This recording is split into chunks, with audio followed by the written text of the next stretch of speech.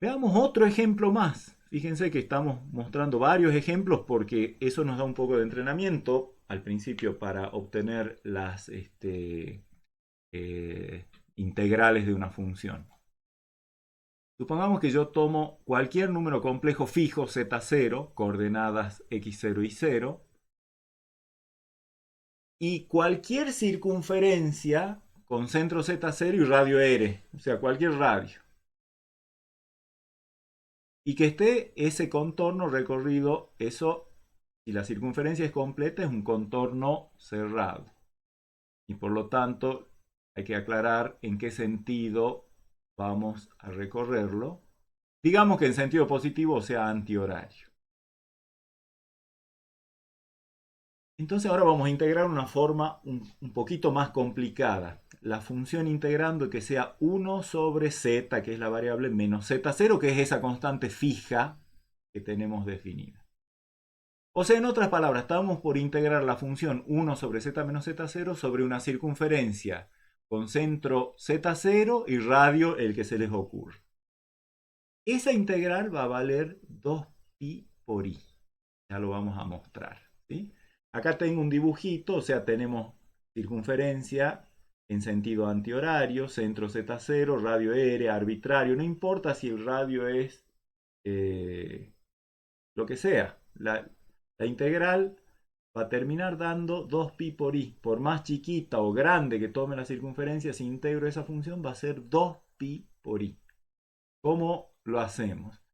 Bueno, primero, como les digo, identificamos el integrando, que es 1 sobre z menos z0. Ahora parametrizamos el contorno, que ya sabemos las parametrizaciones estándar de las circunferencias.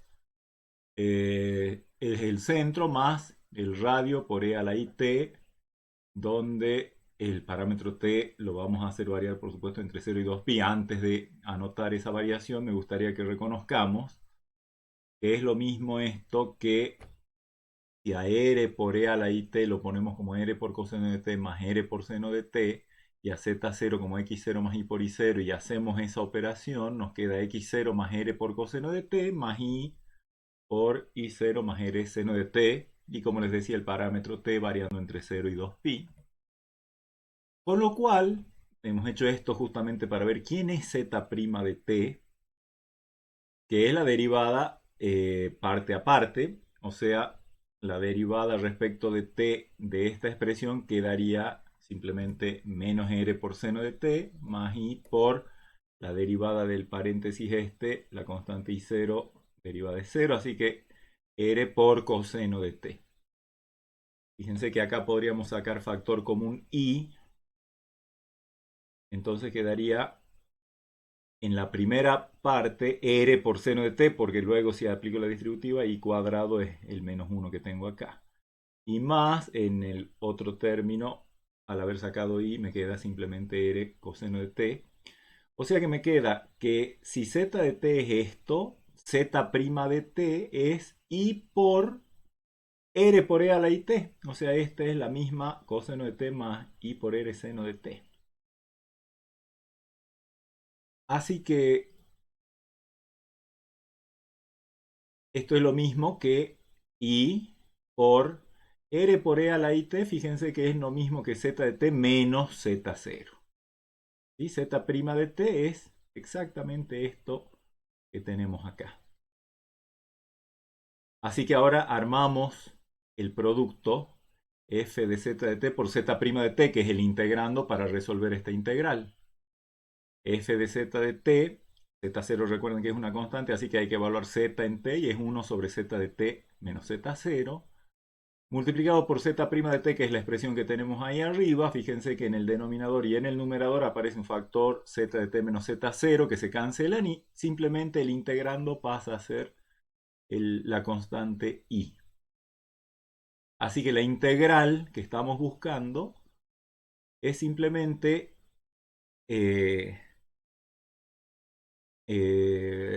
integral entre 0 y 2pi de i diferencial de t.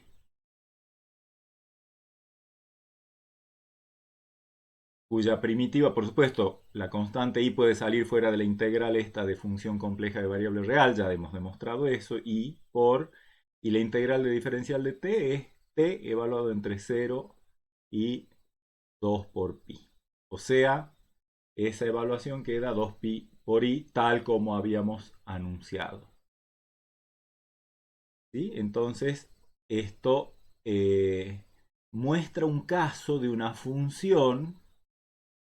Inclusive la función, fíjense, la función integrando, el único problema que tiene, es una función racional, el único problema de analiticidad que tiene es en z0, la curva c no pasa por z0, por lo tanto la función es analítica en todo el plano complejo salvo en z0, así que es analítica en cada punto de c. Y la integral de esa función que es analítica sobre c nos da 2pi por i, un número que es distinto de 0. Eso quiere decir que así como hace un rato veíamos, por ejemplo, que la función integrando si era la función constante 1 o la función constante z, cuando la integrábamos quedaba solo en función de z1 y de z2, y si z1 era igual a z2, en ambos casos las integrales valían 0. O sea, si el contorno era cerrado, cuando la función integrando era la función 1 o la función constante perdón, la función identidad z, la integral sobre cualquier contorno cerrado daba 0. Acá tenemos un ejemplo de una función que es analítica sobre cada punto del contorno de integración C, y sin embargo y el contorno es cerrado, y sin embargo la integral no da 0. Ese es otro cuestionamiento. ¿Cuándo una función, aún una función analítica, cuando la integro sobre un conjunto, sobre un contorno cerrado, cuándo me da 0 esa integral y cuándo no? Ya tenemos bastante, vamos a tener bastante para decir de esto posteriormente. Ahora, me gustaría que veamos que la definición de integral compleja de variable compleja recuerda a lo que era la expresión de integral de línea de una función real de dos variables reales. Eh, Resulta que hay una vinculación entre las integrales de línea. El contorno C puede ser visto como un contorno en el plano complejo o su eh, isomorfo topológicamente, que es R2. Y las funciones U y B, la parte real e imaginaria de la función integrando, de la función que queremos integrar, son funciones que están bien definidas para cada punto del contorno. Entonces, uno puede pensar en ver al contorno, en vez de verlo como en el plano complejo, verlo como en el plano R2, y pensar en qué relación hay entre la integral de función compleja que acabamos de definir y las integrales de línea de las partes real e imaginaria de la función. Eso es lo que vamos a ver ahora. Si yo tomo cualquier contorno C con expresión paramétrica z de t, x de t más y por y de t, con t variando entre a y b, obviamente acá estoy viendo la función compleja que está definida en un dominio D, y más vale que este C sea un contorno dentro del dominio de definición de la función, como venimos hablando, ¿sí? ¿Cuánto nos queda la función, la composición de función? O sea, ahora vamos a hacer la composición f con cerito z en general, teniendo a f expresada como u de xy más y por b de xy, o sea, con sus funciones de parte real e imaginaria en términos de las coordenadas rectangulares de z, y a su vez a z expresado como x más y por y de t. Así que, ¿cuánto vale f de z de t? Bueno, lo que tengo que hacer es simplemente al z de t verlo especialmente como x de t más y por y de t, o sea, parte real x de t, parte imaginaria y de t, y esos son los números que entran para evaluar u, o sea, u de x de t y de t, más i por b de x de t y de t. Esa es la evaluación de la función en un punto z de t con parte real x de t y parte imaginaria y de t. ¿Y cuánto vale z' de t? Bueno, la derivada componente parte a parte, es decir, x' de t más i por i' de t. Así que, ¿cuánto vale el producto? El producto vale, bueno, tengo que multiplicar esto por esto. Este número complejo, parte real, más i por parte imaginaria, por este número complejo, esta parte real, más i por esta parte imaginaria. Y si hacemos las cuentas, sería primera por primera, u de x de t y de t por x' de t, acá voy a tener i cuadrado, o sea, menos b por i'. Y a eso le tengo que sumar u por i' más b por x', la regla del producto, que es lo que tenemos escrito acá. Ahí está el integrando de la... Esa es la función compleja de variable real. Acá está la parte real. Y esta es la parte imaginaria. Esa es la función compleja de variable real que tenemos que integrar entre a y b para obtener la integral de f de z sobre el contorno C. Así que esa integral queda igual a la integral de la parte real. Bueno, ahí está, respecto del parámetro t, más i por la integral de la parte imaginaria respecto de t. Pero podemos aprovechar linealidad y propiedad de este tipo de integrales, que en definitiva son integrales de funciones de una sola variable, en particular la linealidad. Y todo esto no es otra cosa que la forma diferencial u diferencial de x menos b diferencial y, integrada sobre el contorno C. O sea, todo esto es la forma de la integral de línea de la función u sobre el contorno C. Y similarmente la otra parte de la integral es i por la integral de esa forma que, digamos, como forma diferencial, acá está, sería la integral de u diferencial de i más b diferencial de x. O sea que una integral compleja se puede ver como la suma de integrales de línea de funciones de R2.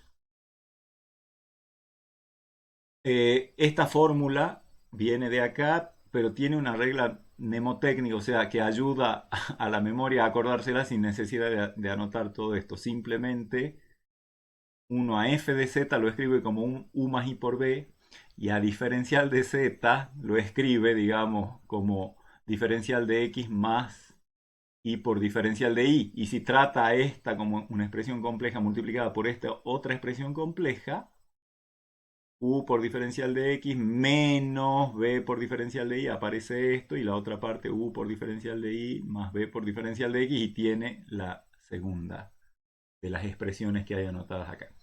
Pero lo que me interesa es que vean que la integral compleja sobre un contorno se puede obtener en base a integrales de línea de funciones de R2, de esta manera.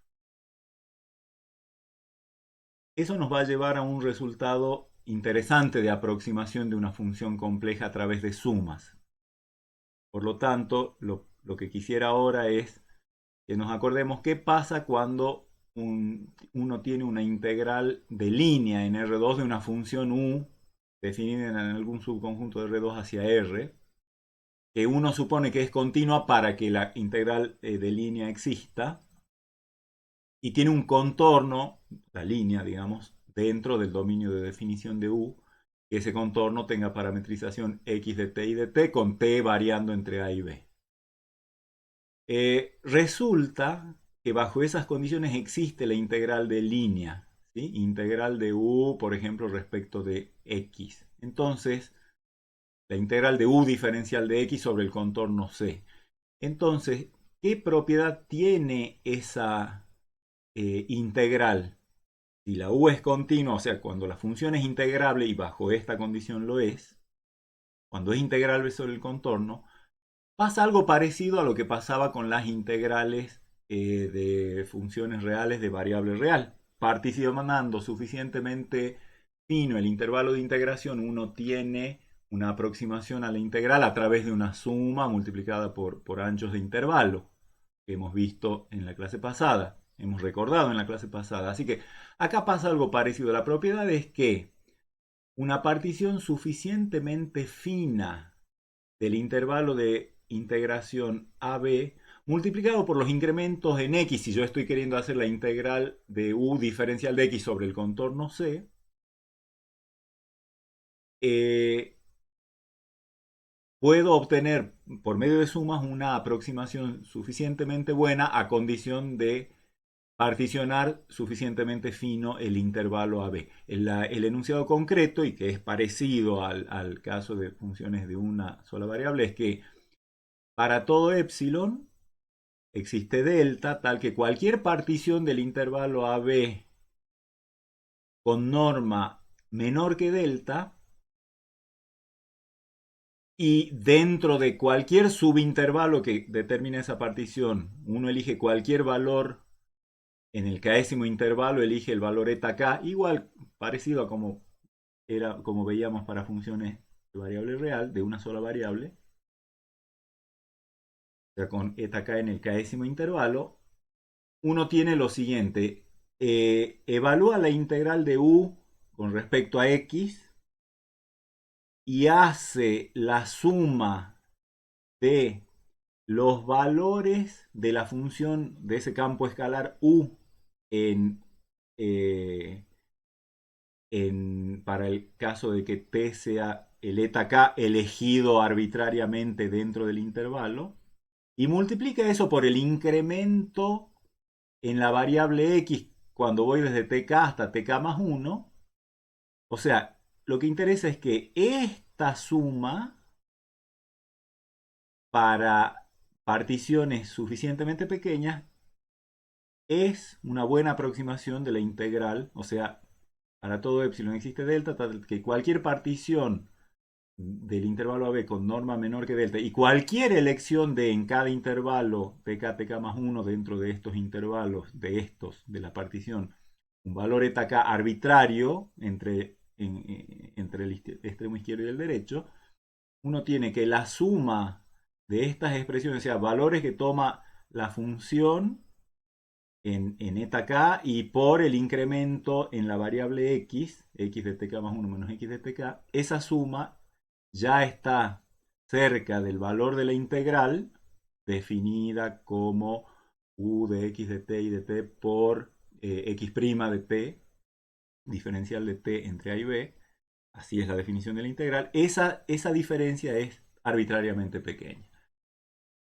Esa propiedad de las integrales de línea nos lleva a una propiedad parecida en el campo de las integrales complejas, que nos permite ver a las integrales como una especie de límite o como que una integral se puede aproximar por sumas de ese estilo, de valores de la función por ciertas amplitudes de intervalo, vamos a llamar.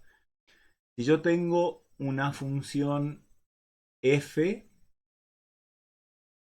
y un contorno dentro del dominio de definición de la función, que tenga parametrización como siempre z de t con t entre a y b, tomo una partición cualquiera del intervalo AB, T0 que sea A, Tn que sea B, y de ahí T1 mayor que T0, T2 mayor estricto que T1 y así sucesivamente.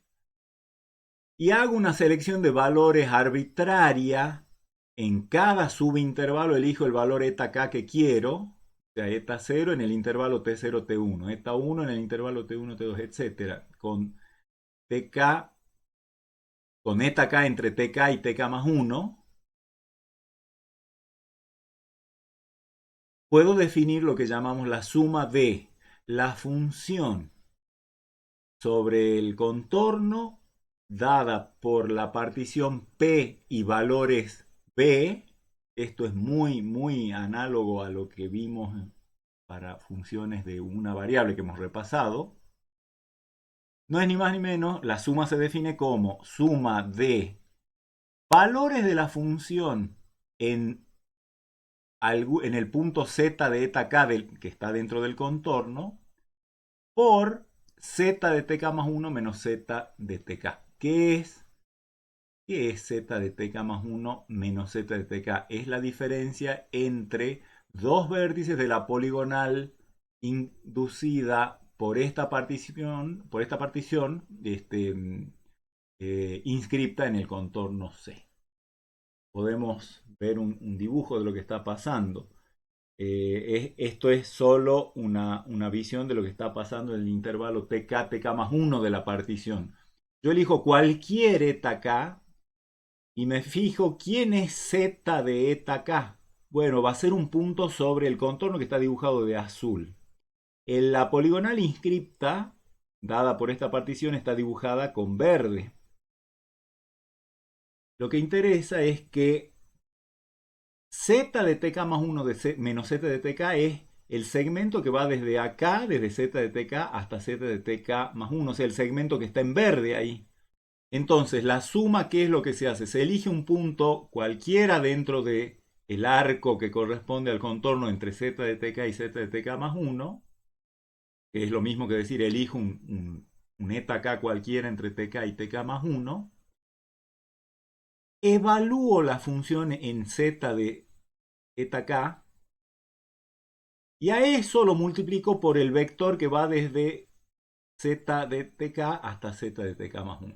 Hago eso para todos los intervalos de la partición, o sea, para todos los segmentos de la poligonal inscripta. Entonces, fíjense, no es multiplicar lo que vale la función en un punto intermedio correspondiente al contorno dentro de ese intervalo, multiplicada por la longitud del intervalo. No la longitud, sino por el segmento determinado por los extremos del intervalo, ¿sí? Z de TK y Z de TK más 1. Hago esa suma y eso me da un número complejo. Ese número complejo, cuando la partición es suficientemente fina, se aproxima al valor de integral que hemos definido. Es decir, si yo tengo f continua sobre el contorno C, más vale que para hablar de integral con continuidad estamos tranquilos. Resulta que para cualquier epsilon mayor que 0 existe un delta mayor que 0, tal que cualquier partición del intervalo AB y cualquier selección de valores del parámetro dentro de cada subintervalo, si la norma de la partición es menor que ese delta, entonces el valor de la integral, que es un número complejo fijo definido, calculado exactamente a través de la fórmula integral entre a y b de f de z de t, z' de t diferencial de t, ese número, difiere de la suma correspondiente a esa partición suficientemente fina en menos que epsilon. O sea, en otras palabras, es posible evaluar, no evaluar exactamente, pero aproximar una integral a través de un proceso de sumas, igual que en el caso que lo era en el caso de funciones reales de una sola variable o para calcular integrales de línea como acabamos de ver en la diapositiva anterior, y obtener, digamos, una suma que es muy parecida a el verdadero valor de la integral. ¿Qué tan parecida? Menos que el epsilon que yo me haya decidido dar. Entonces me doy un epsilon y a ese epsilon le corresponde un delta tal que si yo tomo una partición pequeña o con norma pequeña, ya este proceso de suma aproxima el valor de la integral. Vamos a dejar como ejercicio la demostración de esta proposición. Es, por supuesto, de rutina cuando uno aprovecha la propiedad parecida que tiene para integrales curvilíneas de funciones de dos variables reales.